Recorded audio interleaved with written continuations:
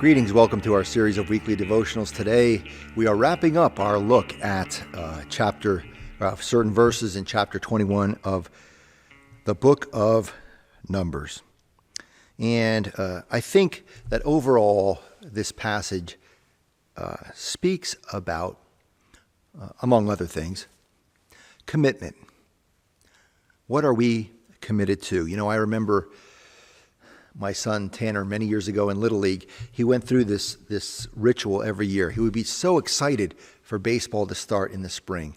And then he would start playing, and then he was on several lousy Little League teams in a row, and they would lose 7 or 8 games in a row, and he would say to me, "Dad, I want to quit.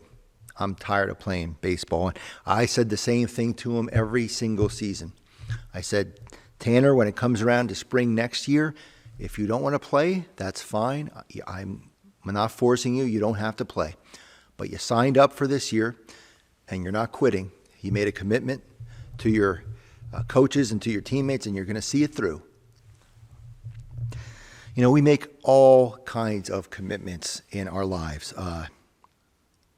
Work commitments, family commitments, church commitments. And our commitment to those commitments might vary. I remember hearing a story about Pastor Kenneth Samuel. He wrote in a devotional about a period of time in which he felt moved to start teaching and preaching about women's rights and about same-gender rights. And Pastor Samuel's pastored a church that was sort of on the conservative side, and several folks in the church were upset with this line of teaching and preaching, and some folks left the church. And at a consistory meeting, the leaders of the consistory told Pastor Samuel that if he were going to continue teaching and preaching about these topics, that budgetary concerns would require that his salary and benefits would be cut.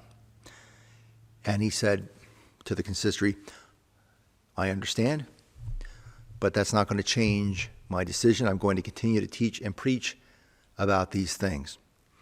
And someone after the meeting got up and said to him, "You know, if you're that committed to these issues, there must be something to them."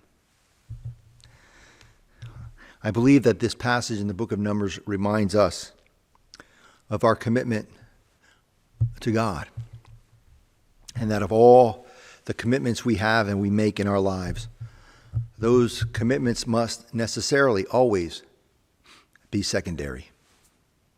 That our commitment first and foremost is to Christ. Amen.